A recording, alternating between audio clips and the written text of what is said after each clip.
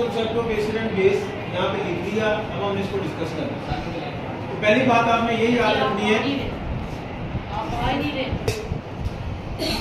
हमने एसिड और बेस की प्रॉपर्टीज पढ़ी है। हमने कहा जी एसिड है सोर टेस्ट, बेस है बिटर टेस्ट। ये दो बुनियादी प्रॉपर्टीज है कि एसिड का जायका जो है वो खट्टा होता है, बेस का जायका क्या होता है, कड़वा होता है। अब हमने पढ़ना है कि इनकी केमिस्ट्री क्या है। तो सबसे पहला कॉन्सेप्ट जो है वो आर्हेनियस ने दिया था। इस कॉन्सेप्ट के मुताबिक एसिड जो है according to Arrhenius, acid is a substance which upon hydrolysis in water give hydrogen ion और हाइड्रोनियम आयन। तो जब हम किसी भी एसिड को पानी में डालेंगे तो वो हाइड्रोजन आयन हमें देगा। वो क्या देगा, हाइड्रोजन आयन देगा।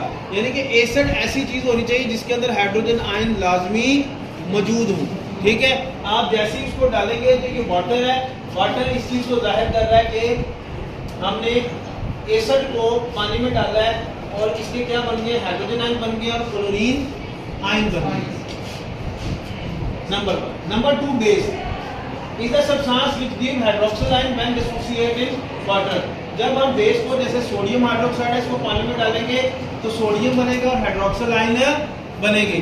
तो यानी कि जब भी किसी बेस को जिसका आपको टेस्ट बिटर लग रहा है, जिसको छूने से आपको स्लिपरी फील हो रहा है, या जिसमें आपने लिटमस पेपर डिप किया और उसका कलर जो है लिटमस पेपर का ब्लू हो गया है, तो अगर उसको हम पानी में डालेंगे तो वो क्या बनाएगी, हाइड्रोक्सिल आयन बनाएगी। क्लियर हो गया। तो ये दो कंसेप्ट दिए थे आर्हेनियस ने। फिर इसके अंदर कुछ दो बातें नहीं आ गई। जैसे वो कहते हैं जो मिनरल एसिड होते हैं and bases more dissociate than organic acid. जो मिनरल एसिड है basically which form from mineral, for example HCl hydrochloric acid, H2SO4 sulphuric acid, HNO3 nitric acid, ये सब के सब मिनरल एसिड हैं। जब आप इनको पानी में डालें तो ये मुकम्मल तौर पर क्या हो जाते हैं, डिजोल्व हो जाते हैं। जबकि जो आपके ऑर्गेनिक एसिड है जो कि नेचुरली जैसे आप नींबू से लेते हैं, जैसे आप सिरके से लेते हैं, इनको अगर आप पानी में डालें, वाटर में डालें तो ये डिसोसिएट नहीं होते। मिसाल के तौर पर हमारे पास एग्जाम्पल है गैलिशियम एसिटिक एसिड है, ये जब पानी में डाला जाता है तो 1.132% ही डिजॉल्व होता है, बहुत ज़्यादा जो है वो डिजॉल्व नहीं होता। इसका मतलब है कि ये वीक एसिड है। तो कुदरती तौर पर नेचुरली एग्जिस्टिंग या ऑर्गेनिक एसिड जो होते हैं वो वीक एसिड होते हैं, जबकि जो मिनरल एसिड होते हैं जो कि आप खुद फैक्ट्री में बनाते हैं, मिनरल से बनाते हैं, वो क्या होते हैं, स्ट्रॉन्ग एसिड होते हैं। तो strength of acid and base depend upon the production of hydrogen and hydroxyl ion in water. ठीक है, तो कहते हैं कि जो आपका जो एसिड है या बेस है वो कितना मजबूत है, वो कितना ताकतवर है। अब ताकतवर और मजबूत से क्या मुराद है, आप एसिड जो है उसको जैसे ही वाशरूम में डालते हैं फौरी तौर पे वो क्या करना शुरू कर देता है, रिएक्शन करना शुरू कर देता है और वहाँ पे मैल को खत्म कर देता है। खुदा न खास्ता वो पी नहीं तो आप मर जाएंगे। तो मिनरल एसिड बेसिकली आप केमिकल रिएक्शंस में इस्तेमाल करते हैं फैक्ट्री में खाद बनाने के लिए, फैक्ट्रियों में पेंट बनाने के लिए। तो जो एसिड जितने हाइड्रोजन आयन ज़्यादा देगा उतना वो स्ट्रॉन्ग होगा, जो बेस जितनी हाइड्रोक्सिल आयन ज़्यादा देगी उतनी वो मजबूत होगी। तो मिनरल एसिड स्ट्रॉन्ग होते हैं और जो ऑर्गेनिक एसिड हैं वो क्या होते हैं, हमेशा वीक होते हैं, क्योंकि वो हम खुराक से लेते हैं और अगर वो स्ट्रॉन्ग होंगे तो वो हमारे लिए क्या हो जाएंगे, खतरनाक। जैसे नींबू है, अगर वो HCl की तरह तेज होगा तो जैसे नींबू जो है उसका पानी या नींबू का जूस इस्तेमाल करेंगे तो हमारी जुबान जल जाएगी।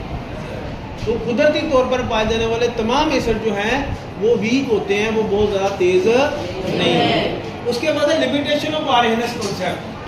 तो ये जो आर्हेनियस का कॉन्सेप्ट जब पेश किया गया तो कुछ मसाइल सामने आया। साइंटिस्ट ने कहा कि जी ये पूरी तरीके से एसिड और बेस को एक्सप्लेन नहीं कर रहा। तो अगर आप लिमिटेशन को देखें तो नंबर 1 है only explain the basis which produce hydroxyl ion but can not explain the ammonia NH3।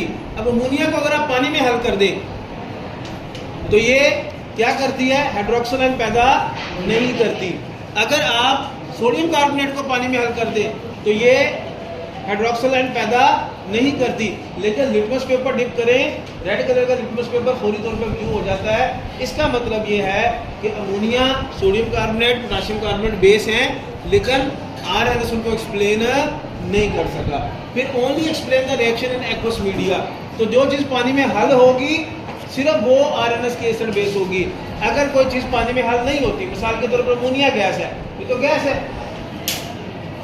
तो पानी में इसको हल करना मसला बनेगा, तो फिर इसको कैसे एक्सप्लेन करेंगे? और भी बहुत सारी चीज़ें हैं। तो फिर इसलिए समझना ज़रूरी है कि आरएनएस कॉन्सेप्ट में एसिड बेस को एक्सप्लेन तो किया, लेकिन इस प्रोसेस की कुछ लिमिटेशन थी। एक तो अगर कोई चीज़ पानी में हल नहीं होती तो फिर आरएनएस उसको एसिड और बेस मानता ही नहीं है। लेकिन बहुत सी चीज़ें ऐसी हैं जो पानी में हल भी नहीं होती और वो एसिड बेस भी हैं, तो ये इसकी लिमिटेशन है। ये पूरे का पूरा लॉन्ग क्वेश्चन है, जब भी आएगा आपने इसको इतना ही लिखना है। हाँ, इसमें से एक को लैदर चीज़ पूछ सकता है कि what explain the limitation of RNS concept, तो फिर ये 2 पॉइंट लिख देंगे।